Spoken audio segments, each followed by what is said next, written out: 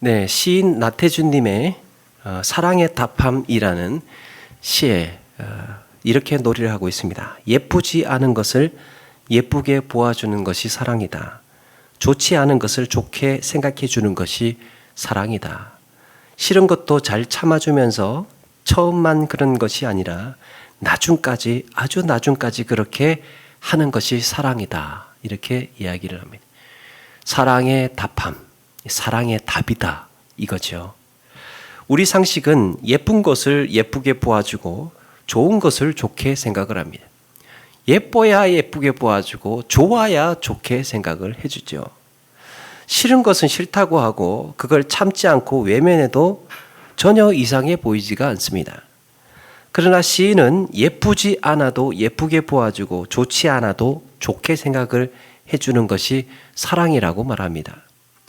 성경은 오늘 우리에게 모든 성도와 함께 지식에 넘치는 그리스도의 사랑을 알고 그 너비와 길이와 높이와 깊이가 어떠함을 깨달아 하나님의 모든 충만하신 것으로 너희에게 충만하기를 구하노라 그랬습니다. 이 놀라운 그리스도의 사랑을 그 너비와 길이와 높이가 깊이가 어떤지를 너희들도 깨닫고 그렇게 너희들한테 충만해지기를 내가 구한다. 이렇게 기도하고 있습니다. 사도 바울이 에베소 교인들을 향하여서 간절히 구하는 것이 무엇입니까? 그리스도의 사랑, 그 너비와 길이와 높이와 깊이가 어떠한지를 깨닫기를 구하고 있습니다. 더 나아가서 이런 그리스도의 사랑이 너희에게 충만하게 되기를 기도한다고 말씀합니다. 이 충만하다라는 단어는 성경에서 자주 등장하는 표현인데 주로 성령의 충만을 말할 때 이 충만이라는 단어가 쓰이죠.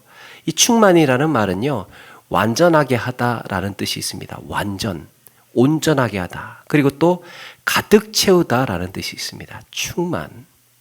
그러니까 성령의 영향력이 또 성령의 은혜 또 혹은 성령께서 내 안에 가득 채워지는 겁니다.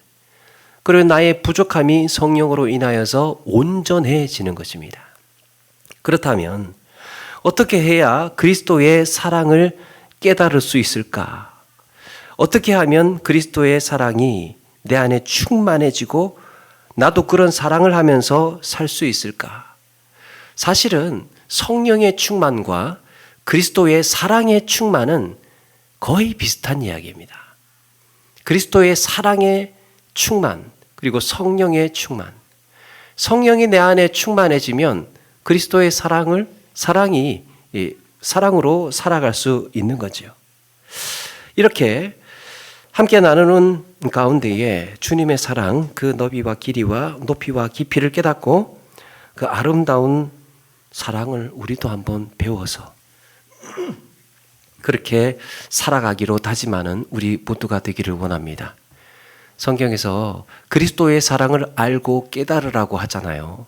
그런데 그게 끝이 아니라 그게 목적이 아닙니다.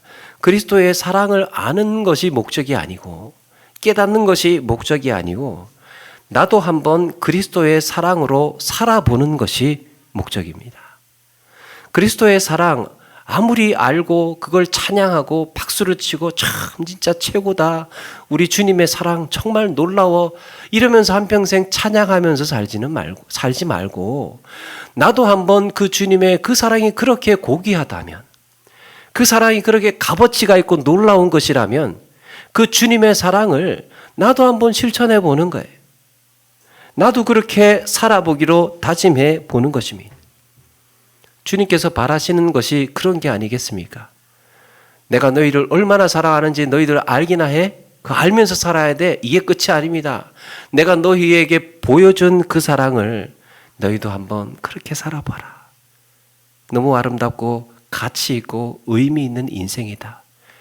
내가 보여주었던 그 사랑을 경험하고 깨닫고 난 후에 그렇게 살아보라고 우리에게 말씀해주고 있는 겁니다. 그래서 우리가 그리스도의 사랑을 알아야 되는데 여러분 예수님의 사랑을 본받아서 나도 이런 사랑을 하기 위해서는 예수님의 사랑의 특징, 신의 사랑의 특징을 알아야 하지 않겠습니까?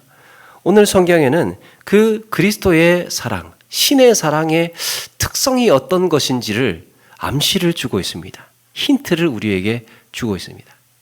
말씀을 묵상하다가 저도 그런 생각이 들었습니다. 이야, 정말 신의 사랑을 이야기를 할 때 중요한 두 가지 포인트구나. 신의 사랑을 말할 때 중요한 두 가지 포인트를 오늘 성경에서 가르쳐 주고 있습니다. 첫 번째 하나는 말한 것보다 더하는 겁니다. 사랑은요, 말한 것보다 더 하는 거예요. 말한다, 말한 것이라는 말이 뭐겠습니까? 말한 것, 상식적인 거죠. 상식적인 것. 또 우리가 다 알고 있는 합리적인 것.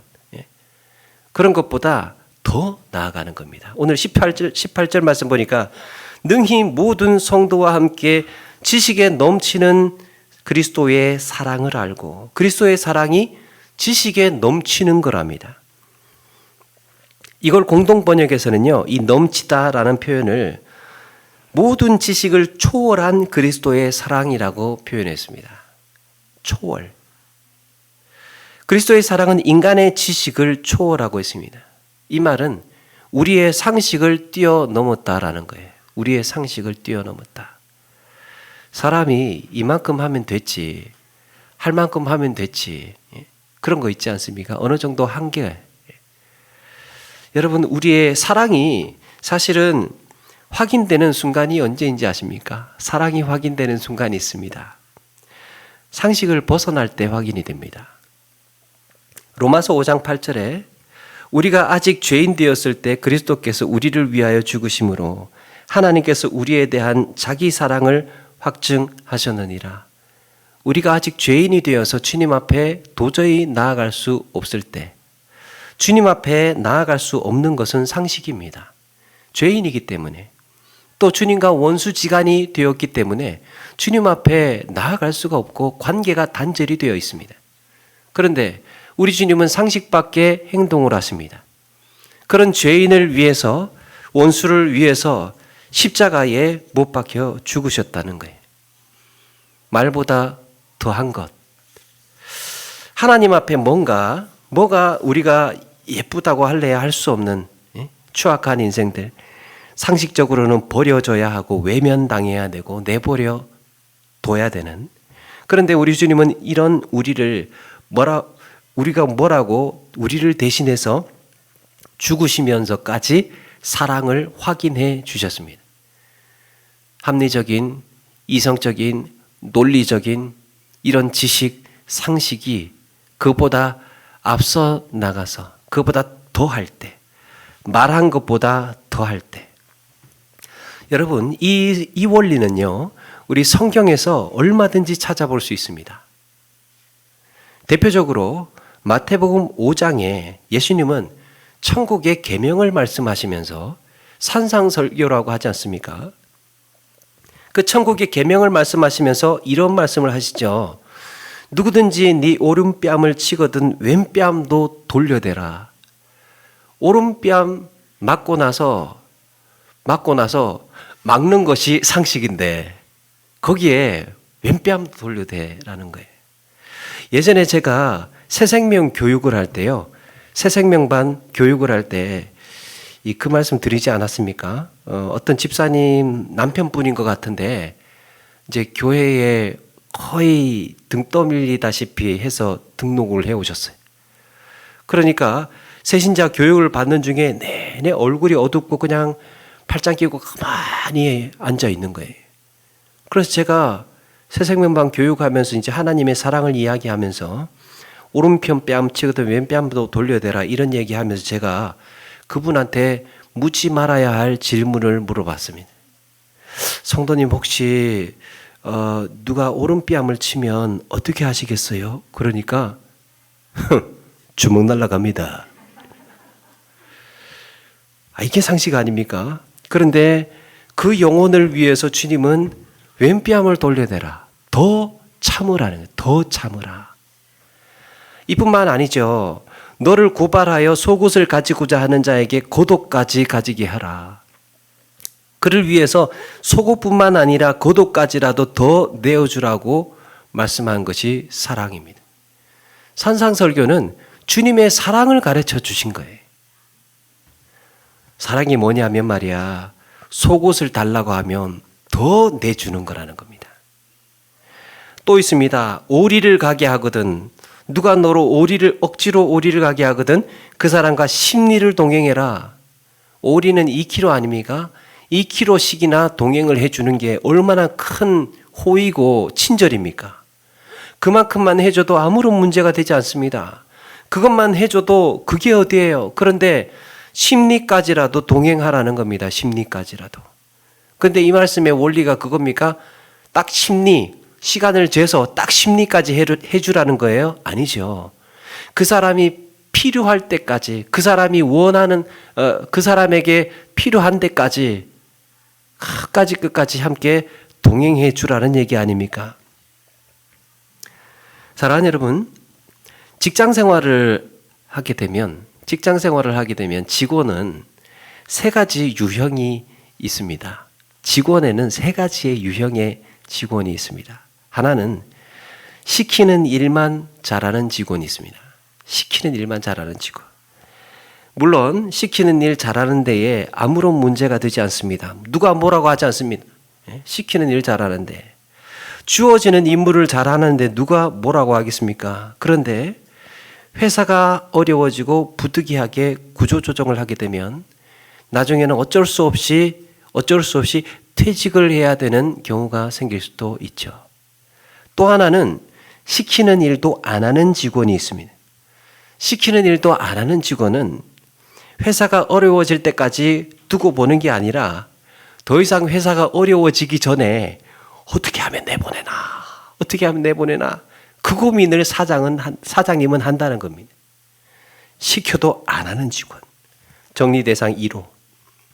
그리고 나머지 하나의 유형은 시키는 일보다 더 하는 직원이 있습니다. 시키는 일보다 더. 이런 직원을 사장님은 어떻게 생각하는지 아십니까? 사장과 함께 일하는 사람이라고 생각합니다. 이런 직원은 하나의 목표를 위해서 함께 달려가는 동반자라고 생각합니다. 사장님은 그런 직원에게 비밀을 맡깁니다. 주는 월급이 적다고 생각을 해서 내가 이거 진짜 더 주고 싶은데 적다. 저 친구한테는. 그렇게 생각을 해서 나중에 따로 데리고 가서 해장국이라도 사주고 싶습니다. 그리고 사장님은 생각을 합니다. 나중에 여건 더 좋아지면 내 친구 은혜는 꼭 갚아야 되겠다. 고맙다. 정말 고맙다. 여러분, 이렇게 우리의 값어치를 높이는 순간이 있어요. 우리의 가치, 나의 존재 가치를 높이려면 주어진 것보다 더 해야 됩니다. 말한 것보다 더 해야 돼요. 사랑을 실천하는 것도 그렇습니다. 우리에게 주어진 것보다 더 할 때 사랑하는 사람의 존재 가치는 더욱더 높아지는 거죠. 사랑하는 여러분, 사장님이 월급 아깝다고 생각하는 그런 직원으로 살지 않고 이 월급 적어서 어쩌나 미안하다고 생각하는 그런 성도의 삶을 살아서 우리의 존재 가치가 하루하루 높아지는 그런 복된 삶이 되는 저와 여러분 되기를 바랍니다. 사도 바울은 빌레몬에게 편지를 하면서 이런 말을 합니다. 나는 네가 순종할 것을 확신함으로 네게 썼노니 네가 내가 말한 것보다 더 행할 줄 아노라. 내가 이 오네시모 보낼 텐데 오네시모한테 이렇게 좀 해줬으면 좋겠다. 그런데 내가 이렇게 말한 것보다 너는 더 행할 줄을 내가 안다. 여러분, 사도 바울이 더 행할 줄 아노라라고 해서 빌레몬이 마음이 부담이 생겨가지고 더 할 거라고 생각한 게 아니라 빌레몬이 그리스도의 사랑을 아는 자라고 생각을 하기 때문에 너 그거 알지? 어떻게 해야 될지를 알지? 내가 말한 것보다 더 행할 줄 내가 알아. 자기에게 손해를 끼친 노예 오네시모가 왔을 때 정말 사도 바울을 봐서 꾸역꾸역 오네시모를 받아주기만 해도 사실은 오네시모가 빌레몬 노예 아니었습니까? 그런데 이 노예가 주인한테 손해를 끼치고 도망을 가버린 거예요. 그런데 나중에 이 노예가 바울을 만나서 예수 믿고 변화되어서 이제 다시 빌레몬에게 가게 생겼습니다. 그래서 이런 이야기를 하는 겁니다. 그 친구 잘 봐줘라. 그 친구 잘 대해줘라. 이제는 너의 노예라고 보지 말고 내 형제다. 오네시모는 나의 형제니까 너의 형제도 되는 거야. 빌레몬, 네가 그리스도의 사랑을 말한 것으로, 그리스도의 사랑으로 말한 것보다 더 오네시모를 아끼고 사랑하고 더 잘 대접해 줄 줄로 믿는다. 그렇게 말하고 있습니다. 사랑하는 여러분, 그리스도의 사랑은 상식을 뛰어넘고 합리적인 지식과 생각을 뛰어넘는 거예요. 그리스도의 사랑은 초월하는 것입니다. 초월. 이 정도 하면 됐지. 우리 계산이 이 정도 하면 되잖아. 상식적으로 이 정도 하면 나 그래도 내 앞가림 한 거 잘한 거야. 그런데 우리의 삶이 그게 아니라는 거죠. 우리의 삶은 그게 아니고 우리의 값어치가 올라가는 것은 한 걸음 더 나아가야 됩니다. 남들이 하지 못한 호의, 남들이 감히 생각해 보지 못한 우리의 내려놓음, 남들이 상상하지도 못한 우리의 순종과 성실과 섬김, 이런 모습이 우리의 존재 가치를 높여준다는 거예요. 또 하나, 그리스도의 사랑은 육체의 한계 앞에 서는 것입니다.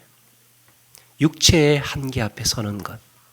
16절에 보니까요, 바울의 기도 중에 이런 말씀을 합니다.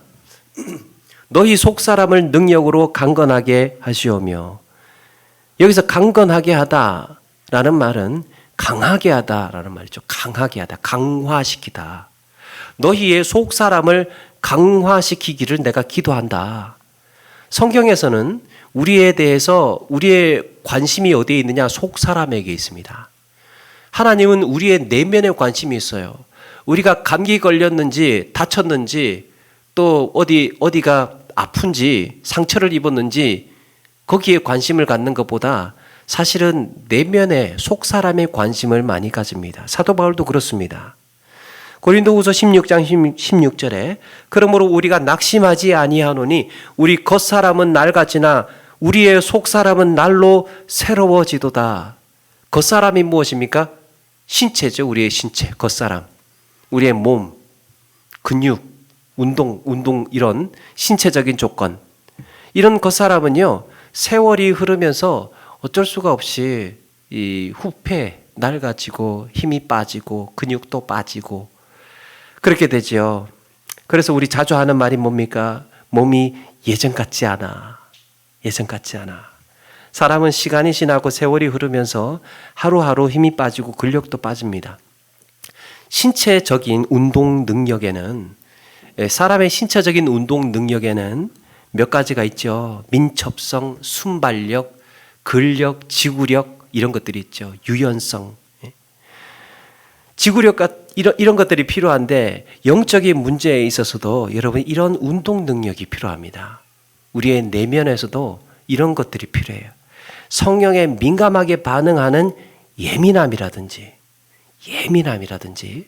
또 지체하지 않고 순종하는 순발력이라든지. 여러분, 순종은요, 순발력입니다. 순종의 포인트는 순발력에 있습니다. 질질 끌거나 민기적하거나 그게 아니고 즉각적인 순종의 이 순발력이 있습니다. 그러니까 이 순종을 잘한다는 것은 순발력이 좋다는 이야기이기도 해요. 그리고 유연성은 무엇입니까? 온유함이죠. 온유함, 많은 사람을 품어줄 수 있고 이런 상황에서도 이런 내 처할 수 있고 저런 사람과도 또 저런 상황에서 처할 수 있는, 또 말씀으로 연단을 받은 영적인 근력입니다. 이런 근력이 있어야 우리의 몸이 약해지지 않고 넘어지지 않습니다. 우리의 마음도 그렇죠. 영원한 생명의 소망을 품고 인내하는 영적인 지구력, 이런 것들이 필요합니다. 인내, 지구력. 그런데 아무리 마음이 원의로 돼 몸이 따라주지 않으면 어쩔 수가 없죠. 예. 정말 생각 같아서는 우리 마음은 저 앞서가 있습니다. 앞서가 있는지 모르겠습니다. 그런데 우리 몸은 거기까지 따라주지를 않아요. 그러면 어디에까지 절충을 할 것인가? 그럼에도 사랑은 육신의 한계 앞에서 이렇게 확인이 되는데요. 이게 무슨 말이냐? 어떤 영화나 드라마를 보게 되면 그런 장면 많이 나오지 않습니까? 사랑하는 사람이 병원에 입원했습니다. 병원에 입원해서 누워 있는데 그걸 이제 간병하던 사람이 간병을 하다 지쳐가지고 침대 머리맡에 엎드려 자고 있는 그 장면을 볼 때가 있습니다. 그러면 또 꼭 병상에 누워 있는 사람이 눈을 뜨고 그렇게 엎드려서 자고 있는 그 장면을 보는 경우가 종종 있습니다. 그러면 병상에 누워 있던 사람이 느끼는 감정이 뭐겠습니까? 이 사람 정말 나를 아껴주는구나. 나한테 최선을 다해줬구나. 그걸 느끼는 거죠. 그런데 그게 아니라 무슨 일이 생기면 벨 누르라고 벨. 예? 간호사실에 거기 간호사들이 있으니까 부르라고. 나 찜질방 가서 몸 좀 풀고 올게. 하루 종일 뛰어다녔더니 피곤해가지고 그냥. 그렇게 영화가 나오지를 않죠. 예. 로맨스가 다 깨지는 거예요. 한계까지 밀고 나가는 거예요. 하다하다가 그 자리에서 엎드러질 때 사랑이 확인되는 순간입니다. 하다하다가 제가 안 해야지 하면서도 제 아내 얘기를 안 할 수가 없습니다. 새벽 기도할 때 제 아내가 눈을 종종 감고 있어요. 설교하는데 세상에 설교를 하는데 눈을 감고 있어요. 그리고 이 얘기까지는 안 하려고 했는데 기도하는 중에도 이 기도하는지 자는 조는 건지 약간 헷갈릴 때가 있어요. 그래서 제가 물어봤죠. 나중에 혹시 졸았냐고. 그러니까 내가 보기에는 당신 좋은 것 같은데 그러니까 아니라고 펄쩍 뛰어요. 내가 무슨 이러면서 아니라고 펄쩍 뜁니다. 그래가지고 거기에서 멈췄어요. 그런가 보다 하고 넘어갔습니다. 여러분, 예수님이 십자가의 길을 가시기 전에 겟세마네 동산에서 땀방울이 핏방울처럼 되도록 간절히 기도하신 적이 있습니다. 그때 예수님은 제자들한테 3번씩이나 찾아오셔서 너희들 나와 같이 기도하자고 그렇게 권면했습니다. 3번씩 찾아오셨다는 말은 야 피곤하면 자. 그냥 자. 이 아니죠. 3번씩 찾아왔다는 말은 뭐예요? 너희들 피곤한 줄 알아. 피곤한 줄 알지만 그래도 기도는 해야 돼. 그거 아닙니까? 그런데 제자들은 우리가 아는 바와 같이 밀려오는 졸음을 견디지를 못해서 결국에는 졸다가 결국에는 잠이 들고야 말았습니다. 어쩌면 예수님은 제자들에게 화를 내실 수도 있었을 상황이에요. 야, 다들 기상, 응? 지금 때가 어느 때인데 지금 자고 있어. 응? 분위기 파악이 안 돼? 사람들 지금 몰려오고 있어. 나 지금 조금 있으면 잡혀갈 거야. 그리고 오늘 내가 십자가에 달려서 죽는다고 몇 번씩이나 얘기했어. 그런데 제자라고 하는 니들이 지금 잠이 와? 예수님이라면 충분히 이렇게 다그치고 화를 내실 수가 있었을 상황입니다. 그런데 예수님은 피곤에 지쳐서 잠든 제자들을 보고 화를 내시지 않고 오히려 측은해 하셨습니다. 그리고 이렇게 말씀하십니다. 마음은 원이로되 육신이 약하도다. 마음은 안다. 원이로되. 그래 너희들 나와 같이 기도하려고 하는 그 마음 내가 안다. 그런데 육신이 약하구나, 육신이. 그러니까 예수님이 하신 말씀을 들어보면 제자들이 전혀 예수님과 같이 기도를 하기 싫었던 것은 아니었던 것 같아. 정말 따라가고 싶었고, 정말 같이 붙들고 기도하고 싶었고, 정말 예수님의 권면처럼 그 시간 밤이 늦도록 밤이 새도록 같이 예수님과 함께 붙들고 기도하고 싶었을 겁니다. 그런데 육신이 약하도다. 몸이 따라와 주지 않는 거죠. 여기에서 사랑의 어떤 증명되는 순간이 확인이 되는 것 같아요. 어쩌면 예수님은 육신의 한계를 버티지 못하고 지쳐서 잠이 든 제자들을 보면서 잠시 후에 당하실 십자가의 고난을 생각하고 계셨는지도 모릅니다. 육신의 한계를 견디지 못해서 그렇게 잠든 제자들 보면서 육신의 한계를 견디지 못해서 죽게 되실 자신. 그런데 여러분, 우리는 여기서 성경에 기록되지 않은 예수님의 마음을 읽을 수 있어야 합니다. 예수님은 제자들이 피곤해서 잠든 것을 갖고 책망하신 것은 아니지만, 예수님이 제자들이 피곤해서 잠든 것은 아니지만 그렇다고 해서 허락하신 것도 아닙니다. 비난을 하시지는 않았지만 그렇다고 해서 허락하신 것은 아니었습니다. 이게 무슨 말인가? 그래, 너희들 피곤하겠지. 사람의 몸에 한계가 있어. 완전하지 못해서. 이렇게 지치고 피곤해서 그렇게 너희들이 이렇게 쓰러진다마는 그래도 시험에 들지 않게 기도하는 것은 포기할 수 없다. 그래도 너희들 몸 약하고 피곤하고 인간은 한계가 다 있어. 그렇다고 해서 기도하는 것을, 시험에 들지 않게 기도하는 것을 내가 양보할 수는 없다. 포기할 수는 없다. 그 접점. 사랑하는 여러분, 예수님의 사랑이 확인되는 순간이 언제였습니까? 예수님의 사랑이 증명되는 순간이 언제였습니까? 십자가에 달리신 주님은 당장이라도 내려와가지고 그 밑에서 조롱하고 손가락질하고 있는 인간들 향해서 정말 그야말로 본때를 보여줄 수가 있었습니다.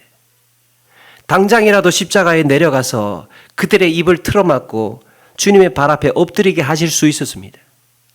하늘의 천군 천사를 불러서 인류 역사상 가장 극악한 그 만행의 현장, 골고다 언덕을 초토화시킬 수 있었습니다. 앞으로 영원히 예루살렘은 불모지가 되고 사람이 살지 않는 저주의 땅으로 만들어 버릴 수가 있었습니다. 그게 성경에서 가르쳐주고 있는 하나님의 능력 아닙니까? 그런데 주님은 나를 사랑하셔서 나를 대신해서 죽으시기 위해 그렇게 하시지 않았습니다. 그리고 결국 십자가의 고통과 탈진, 그 육신의 한계를 견디지 못하시고 십자가에 죽으셨습니다. 십자가의 죽으심으로 그리스도의 사랑을 확증하셨느니라.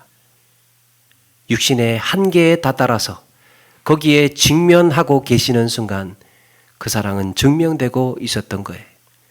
하다가 쓰러지는 것은 괜찮습니다. 하다가 어쩔 수 없어서 넘어지고 잠드는 것은 뭐라고 할 수 없는 거예요.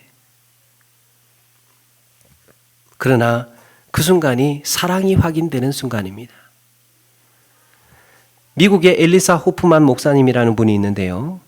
이분이 1894년도에 그 한 성도님한테 신방을 갔다가 그 성도님이 갑자기 달려오더니 목사님, 저는 이제 죽을 수밖에 없습니다.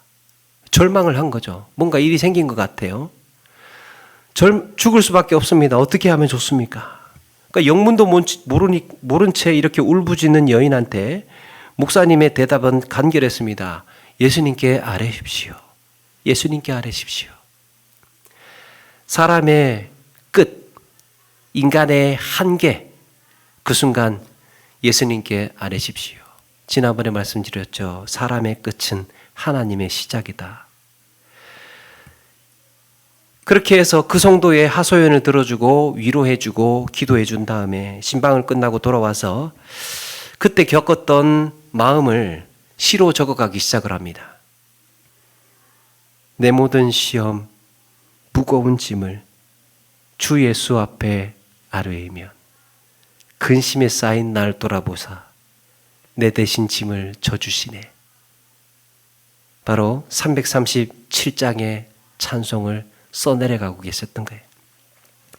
이 찬송에 얽힌 사연이 우리나라에도 전해지는데요. 6.25 전쟁 당시에 38선을 넘어서 이 사람들이 이 피난으로 내려오게 될 때 그때 이제 북한에서 간첩들을 같이 만들어서 간첩들을 같이 조직을 해서 이 쓸려 내려오도록 같이 내려오도록 그렇게 했다는 거예요. 그런데 그 정보가 미군한테 들어가서 이 인민군 첩자들이 발각이 돼서 체포가 됩니다. 이들이 피난민 속에서 그렇게 유엔군과 함께 내려오면서 주요 시설 폭파하거나 요인들 암살하라는 이런 특명을 받고 내려오게 된 거죠. 그래서 이 유엔군 사령부에서 이들을 처형하라는 명령이 내려왔습니다. 총살해버리라. 처형하기 직전에 미군 장교가 좀 생각을 해보더니 통역병한테 혹시 이 중에 예수 믿는 사람이 있느냐, 교회 다니는 사람이 있느냐라고 알아보게 했습니다. 그렇게 해서 이제 물어보니까 인민군 중에 한 사람이 그 중에 한 사람이 이제 십자가를 그리면서 기도한다고 이제 자기가 기도하는 사람이라고 하면서 이 예수 믿고 있다는 교회 다닌다는 이제 그 행동을 보였던 거예요. 그러니까 이제 미군 장교가 그럼 당신은 이쪽으로 빠져 있어. 이쪽으로 나와 있어. 그러니까 이제 인민군들이 눈치를 챈 거죠.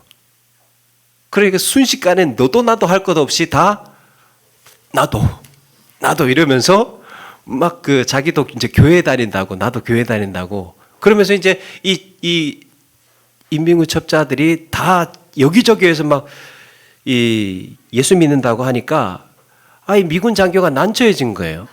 생각하기는 뭐 그냥 한 사람 정도 한두 사람 정도 있으면 따로 빼서 어떻게 좀 살려볼까 생각을 했는데 이 사람들이 다 예수 믿는다고 하니까 처형을 안 할 수도 없고 곤란해진 겁니다. 그래서 미국 장교가 그러면 좋다. 너희들 중에 찬송가 한 곡 완벽하게 부를 줄 알면 내가 살려준다. 조건을 걸었습니다. 찬송 한 곡 완전하게 부르면 살려줄게. 그러니까 이 사람들이 멈칫한 거예요. 찬송을 제대로 부르는 사람이 없었습니다.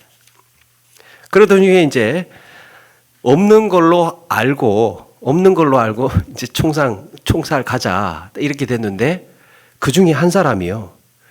눈치를 보더니 바짝 긴장한 상태에서 찬송이 그 입에서 흘러나오기 시작을 하는 겁니다.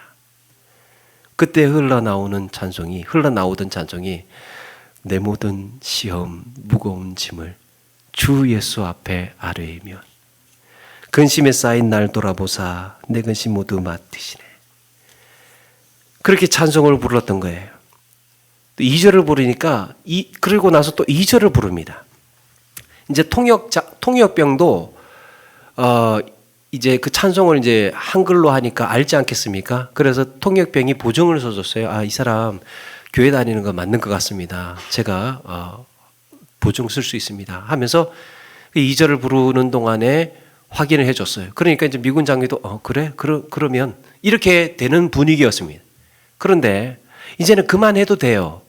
근데 이 사람이 3절이 나갑니다. 3절을 부르는 거예요. 그러니까 자기가 부르고 있는 그 찬송에 이제 심취해서 젖어서 뭔가 느끼기 시작을 했던 거죠. 3절을 부르고 4절을 일로 이어집니다. 4절을 부르면서 이 사람의 눈에서 눈물이 뚝뚝 떨어지는 거예요. 4절을 부르면서. 결국에는 이 인민군 간첩은 이 찬송 한 곡 때문에 생사의 갈림길에서 극적으로 살아나게 됐습니다. 그런데 반전이 일어납니다. 조사 과정에서 이 사람이 사실은 민간인이었던 것으로 드러났습니다. 피난길에 간첩들한테 붙들려 가지고 이제 그 그룹에 같이 섞여서 내려올 수밖에 없는 이런 상황이었던 겁니다. 더 충격적인 것은 이 사람은 교회 문턱에도 한번 가보지 않은 사람이었습니다. 오히려 교회 나가는 사람을 극심하게 핍박했던 사람입니다. 교회를 나가지도 않고 교인들을 핍박하던 이 사람이 어떻게 그 찬송을 부를 수 있었을까? 그의 아내가 시집을 와서 남몰래 교회를 다니는 신실한 성도였습니다. 그런데 어느 날 남편에게 발각이 되고 불같은 성격의 남편은 이 부인의 머리채를 휘어잡고 동네를 쓸고 다니는 거예요. 질질 끌고 다니면서 창피 좀 당하라고. 그러면서 자기 아내를 그렇게 끌고 다니면서 때리고 욕하고 온갖 핍박을 당합니다. 그 세월 동안 부인이 남편에게 매를 맞고 핍박을 당하면서 신앙생활을 포기하지 않았고요. 이렇게 남편에게 매를 맞으면서 꼭 자기의 응어리, 자기의 한을 푸는 곳이 있었는데 부엌에 들어가서 울면서 내 모든 시험 무거운 죄를 주 예수 앞에 아뢰이면, 이 찬송을 부엌에 들어가서 아내가 불렀던 겁니다. 그런데 이거를 하도 오래 하다가 보니까 남편이 밖에서 그걸 다 외워버렸어요. 그 찬송을. 이제는 하도 들어가지고 남편이 하도 들어서 그 찬송을 외우게 됐고, 이날 이걸 할까 말까 아는 곡 한 곡 있긴 한데 내가 내 마누라 패면서 배웠던 찬송, 그 찬송 하나 알긴 하는데 내가 그 순간 이걸 불러야 되나 말아야 되나 고민을 하다가 불렀던 겁니다. 그런데 부르다 보니까 자기의 처지가 이 찬송 하나에 내 목숨이 달려 있고, 그 찬송 또 부르다 보니까 아내 생각도 나고, 그래서 4절까지 부르는 중에 눈물이 흘렀던 거예요. 그래서 마음을 고쳐먹고 남쪽으로 내려와서 교회를 다니기 시작을 합니다. 그리고 신학을 공부를 하고 목사가 되었다고 합니다. 세월이 흘러서 목사 안수를 받고 어느 날 휴전선으로 달려갑니다.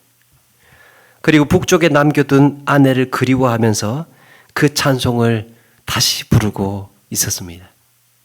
사랑하는 여러분, 주님의 사랑이 어떠한 것인지 내가 느끼고 내가 경험하기 위해서는 내 온 마음을 쏟아붓고 내가 할 수 있는 최선의 몸부림을 다 하고 나서 그야말로 내 한계까지 밀고 나가 보아야 합니다.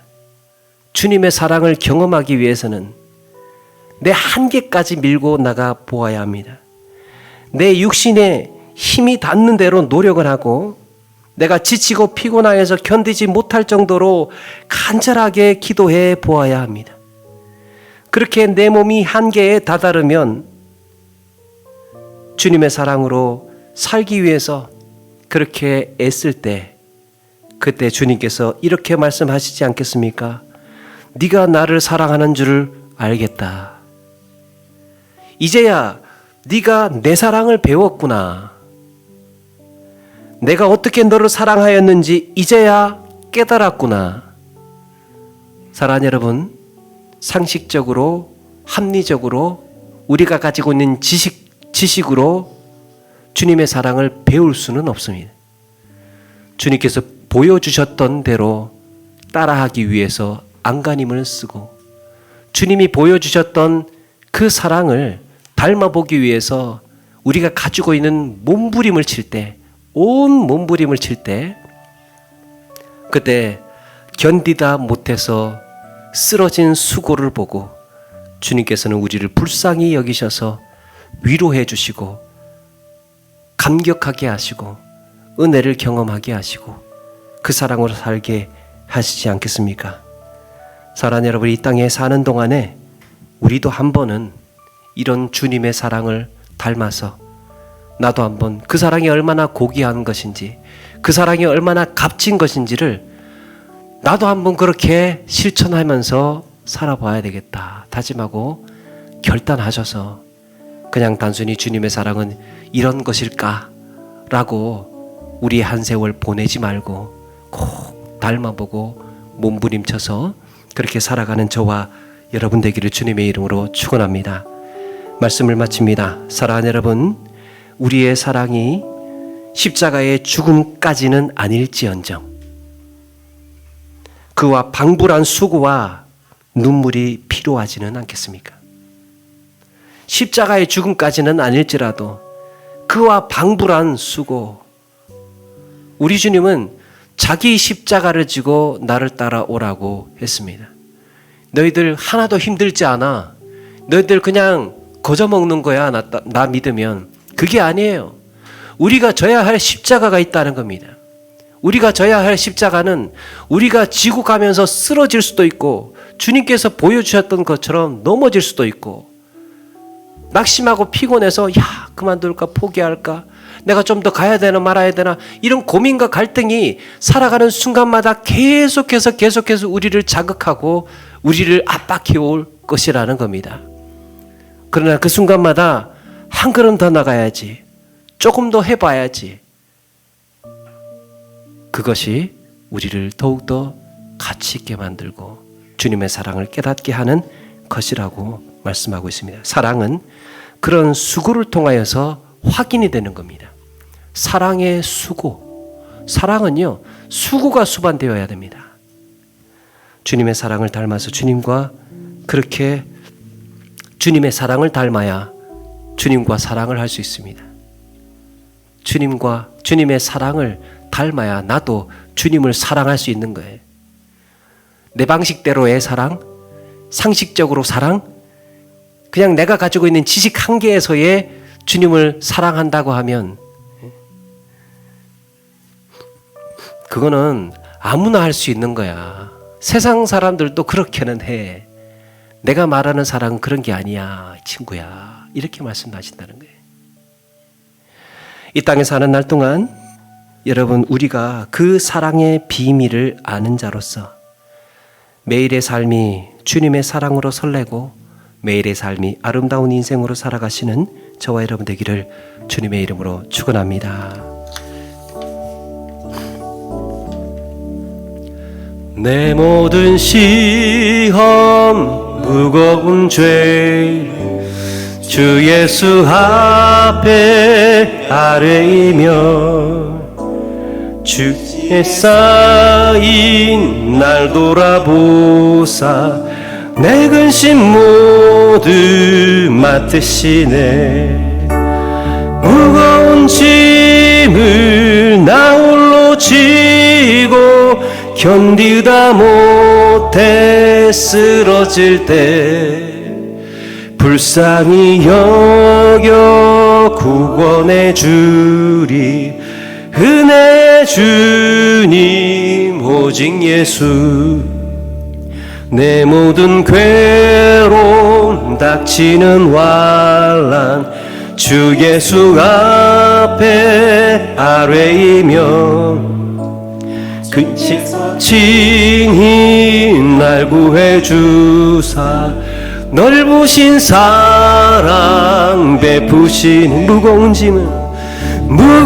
짐을 나 홀로 지고 견디다 못해 쓰러질 때 불쌍히 여겨 구원해 주리. 은혜의 주님 오직.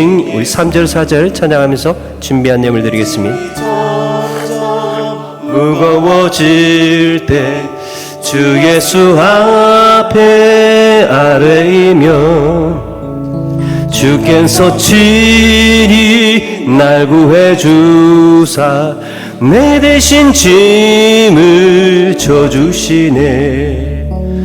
무거운 짐을 나 홀로 지고 견디다 못해 쓰러질 때 불쌍히 여겨 구원해 주리. 은혜의 주님 오직 마음의